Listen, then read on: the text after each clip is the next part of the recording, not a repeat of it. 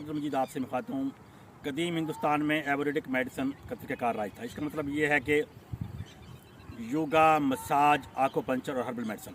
कल एक हकीम साहब बैठे यहाँ आग के पौधे के पास इसका दूध निकाल रहे थे, मिल्क नुमा फ्लूइड। तो मैं आपको बताते चलूँ कि इसको गुले मदार भी कहते हैं या रुका भी कहते हैं। ज़माना कदीम में इसको इलाज मुआलजे के लिए भी इस्तेमाल किया जाता है।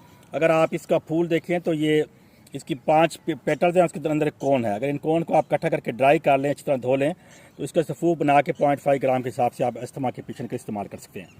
अगर कोई स्किन का पेशेंट है, उसको रिंग है या कोई वार्म इन्फेस्टेशन है, तो इसके मिल्की फ्लूइड को उस लीजन पे लगा के भी इसको अफाका हो सकता है।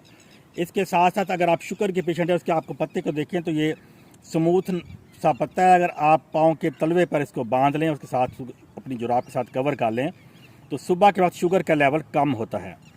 अगर घर में किसी को बिच्छू या सांप ने काट लिया तो कुछ लोग इसको उसके त्रियाग के लिए भी इस्तेमाल करते हैं। लेकिन मैं आपको ये बताता चलूँ कि ये मिल्की नुमा जो फ्लूइड है, ये इंतहाई टॉक्सिन है और इसमें कार्डियक टॉक्सिन भी मौजूद होती है। तो आप किसी डॉक्टर या हकीम के मशवरे के बगैर आप इनको इस्तेमाल ना करें। का पेशेंट है या जॉइंट पेन है, तो आप इस पत्ते को लेके इसकी स्मूथ सरफेस को अच्छी तरह साफ़ कर लें या धो लें और उस जॉइंट पे तेल लगा के इसको उसके ऊपर साथ रख के कवर के साथ के बांध दें, तो सुबह तक उसके दर्द दूर हो जाएगा या उसको अफाका हो जाएगा।